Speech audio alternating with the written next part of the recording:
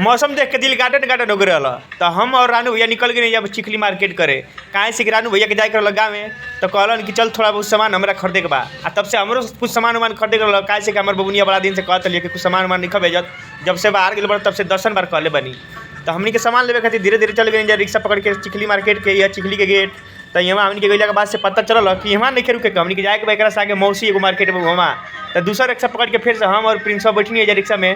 तो प्रिंसवा से हमको देख हमारे हेयर स्टाइल कितना मॉडलिंग बा और अपन बार सुधारे लगनी है। तो इतने में बार सुधारता नहीं तो हमनी के लोग भगा गई जाए चिखली में। चिखली उतर अथी मौसी उतरला के बाद से फिर भाड़ा वाड़ा दिया। तो भाड़ा देते में लागत नेटवर्क काम ना करता रानू भैया के। तो हम कहनी थोड़ा टाइम लगे रुक जा। तो फिर भाड़ा वाड़ा देख हमनी के चल जाते हैं डीमार्ट के अंदर एंट्री हो गई हमनी के गेट के सामने बनी जा। और 3 जना रही हम रही बोला रहना रानू भैया कहाँ से रानू भैया के गाँव में जाए रहा। तो हम कहने डीमार्ट के अंदर का फुल ब्लॉक बनावे के बाद तो लोग देखते रहिए जितना भी सामान ले ली कहाँ से हमनी के लड़कन के खाए पिए वाला सामान ले थोड़ा बहुत टी शर्ट लेवे कर। तो हमनी के सबसे पहले आ गई हम पहले सब कुछ घूम के देखे।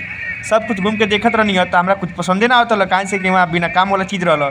शर्ट रहा तो बिना काम वाला रहा, पैंट रहा तो बड़की घोघर वाला रहा और हमके फिटिंग पैंट चाट रहा। तब फिर भी हम एगो शर्ट देख के एगो शर्ट गई ले लेनी है।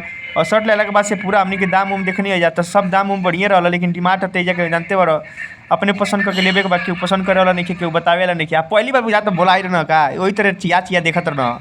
सब चीज़ ये देखला के बाद से हम कहनी कि ठीक बा अब चलो उन्हीं बैग की ओर कपड़ा की ओर। तो बैग देखे नहीं जाता बैगवा बढ़िया रहा लेकिन दाम ज़्यादा रहा। तो हम कहनी कि बैग हम जाए गाँव में तब लेके जाए ठीक ना। तो भोला हंसत रहना उ जानते नहीं हम झूठ बोलते नहीं। तो कहनी कि ठीक बा रह जाता तो देखाए। फिर हम कहनी कि छोट लेकिन की रिमोट वाला गाड़ी चाहिए। तो रिमोट वाला गाड़ी देखे गई तो छोट लेकिन के खिलौना मिलल छोटका बिना रिमोट वाला गाड़ी। तो पहले हम चलनी है देखनी है फिर रख देनी है। और एगो सटवा रहा हम चल गई ट्रायल रूम में ट्राई करे। तो देख लो ये सटवा हम पहले बार ट्राई करनी है। ट्राई कैला के बाद से शर्टवा तो फिटिंग हो गई लेकिन बड़ा भारी गलती हो गई। वो शर्टवा निकाल देनी है। फिर हम अपन पहलका टी शर्टवा पहन लेनी है। ओकरा बाद से कहने शर्टवा से तो बढ़िया टी शर्टवा लागता ठीक ना। तो लोग के कारण बा बताइए लो सब कुछ कैला के बाद से हम आ गए चॉकलेट और टॉफ़ी के लाइन में। चॉकलेट और टॉफ़ी लेते रहनी है जाए। तो भोला के संपापड़ी पसंद आ गई। तो धड़ाक धड़ाक 3-4 पैकेट रख देना। अब मऊ कहनी कि भरक का दिक्कत बा जब घर ही भेजे के बाद तो 3-4 नहीं 10 पैकेट तो भरा जाई। तो भोला अपने पसंद से सब सामान खरीदत रहलन। तो पहले ले लन संपापड़ी फिर ले लन नमकीन फिर बिस्कुट ले लन और भारी का महंगा वाला चॉकलेट लेते ना बड़की बड़की। और वो मैडम जी को बुझाता रास्ता ना मिलता बार बार अपन ट्रोली बैगवा लड़ाओ तो वीडियो हम काट देनी।